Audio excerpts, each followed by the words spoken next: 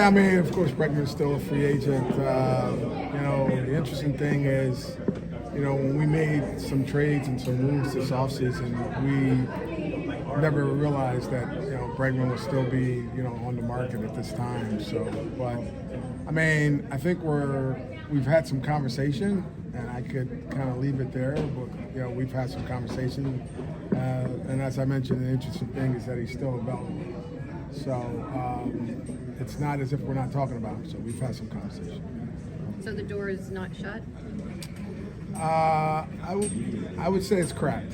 Right? So it's the fact that he's still available, it just makes it interesting. Like, man, this guy's such a good player. He's done so many wonderful things here. And so, we'll stick with the cracked door and see what our conversations lead to. Can you say they've been positive conversations? Yes, I would say that they're positive. You mentioned that the fact that he's still a free agent. From your perspective, why do you think he's still not in the team? Yeah, I don't know, because I'm not part of their camp, so I don't know what their conversations are like. I just anticipated that, look, this guy's such a good player. I thought he would be off the market, but I'm sure, they're working on something. What would be the challenges at this point if you do bring him back, not only in terms of payroll, but positioning, considering you bring in Paredes and Walker and Merrifield is pretty full? Yeah, I mean, there would be some challenges we would have to talk through, with Joe, and but ultimately, if you get Bregman back, he would play third base, So and then you would kind of work through, okay, what should we do to adjust and to make that happen? It's a long shot, but it's conversations that you have. Payroll-wise? Yeah, I mean, payroll-wise, it would make an impact on our payroll, but Jim Crane has been, very, positive in terms of, what this organization does to win, and so, it would make some type of an impact. But, ultimately, I'm not sure what direction we'll decide, but if we could do something that makes sense, for this organization, then we will do it. If it doesn't make sense financially, then we probably won't do it. Have you heard from Presley's camp in the last 12 to 18 hours?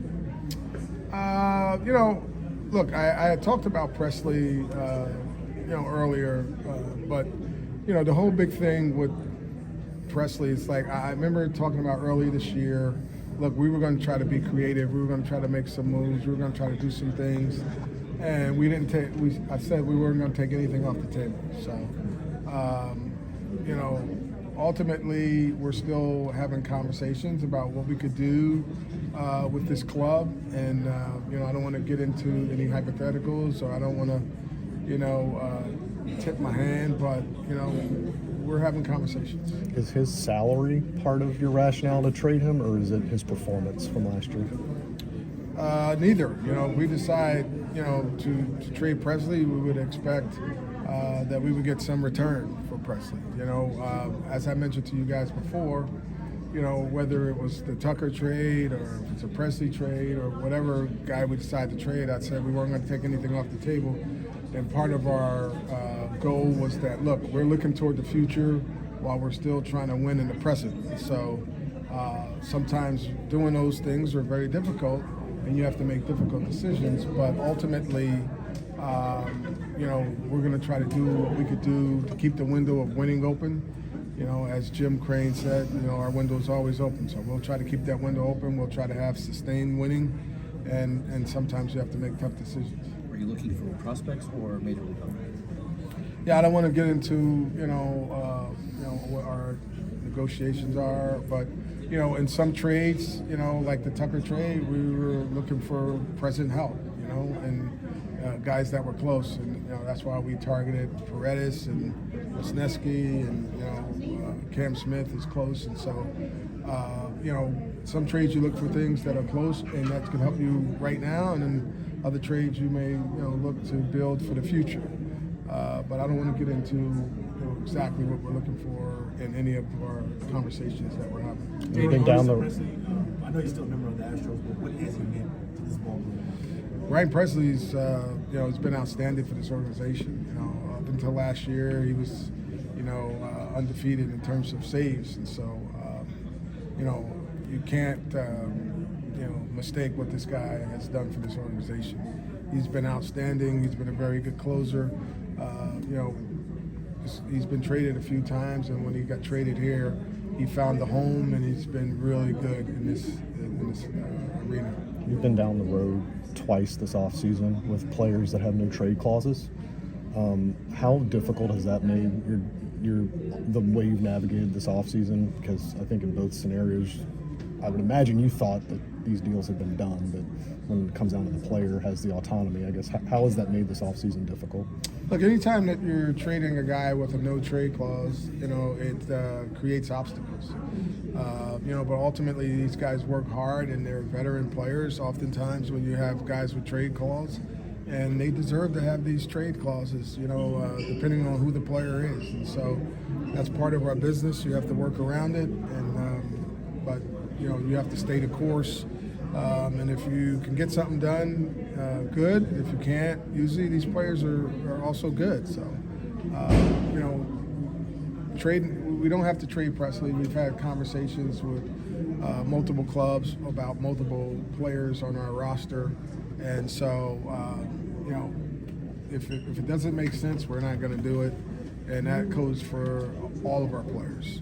But we are trying to win in the present and build for the future. If you do get Bregman back, will you have to shed more payroll? No, I mean, if we get Bregman back, it's like, look, you're increasing your payroll, and there's not many guys we could shed payroll with. So I mean, we're going with what we have.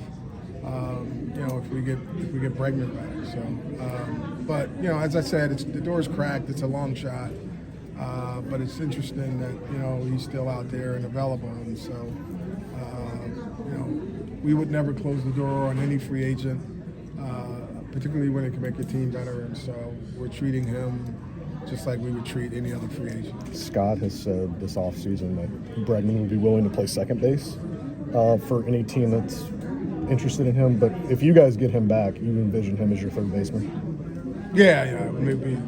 Look, I love watching Bregman at third base, so I can't imagine me putting Bregman or having Joe put Bregman in any other position other than third base. I mean, that's his home. He puts on clinics when he's playing third base. I mean, he's just as special as anybody, Gold Glove there, and so I can't picture him playing anywhere else but third base. Dana, why do you characterize it as a long shot for Bregman? Yeah, just because, ultimately, we made a lot of moves to solidify our roster. And, now the conversations we're having is like, wow, he's still available.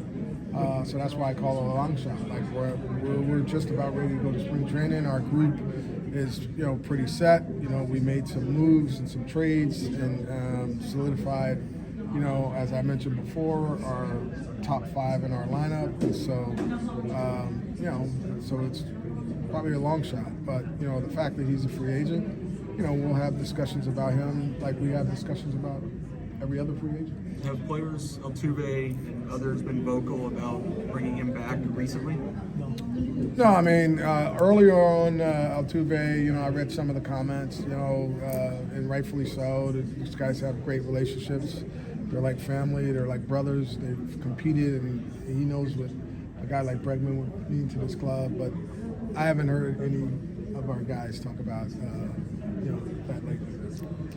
The way the roster's built right now, do you feel comfortable with where it is and that you guys can compete and make a nice run again? Yes, I feel very comfortable where the roster is right now, and as I mentioned, we made trades in acquiring free agents because we felt like, look, this is going to solidify our roster and make us, put us in a position to win the division and get back deep into the postseason. So I feel very good about our roster. If you add more to this roster, then I feel even better. But right now, I feel like, we can get deep into the postseason with the current roster that we have. Dana, real quick, do you expect McCullers or Garcia to be ready for opening day? No, I don't think they're going to be ready for opening day. I think, we'll know more. You know, could they surprise us? Yes. But I would say we wouldn't try to push them that hard. I think the best thing to do with both of those guys is allow them to come into spring training, allow them to get built up, and allow them to, because they haven't pitched a while in the major leagues, allow them to get some, you know, innings in the minor leagues or rehab starts and things like that. So I don't see that happening. I think it could be close after the season starts. You know, we thought we were going to get Garcia back, but, you know, both guys are throwing. Very impressed with the videos that I'm watching on McCullers. It really gets me excited because I know what type of shot in the arm he could be for this club. Is it both going off the mound? They're both getting stretched out. It's on and off the mound, but very light. So I don't think it's like true bullpen mound, you know, every other time. But it's like every now and then they'll get off the mound to get the feel for it, more in a catch mode as opposed to throwing to the catcher.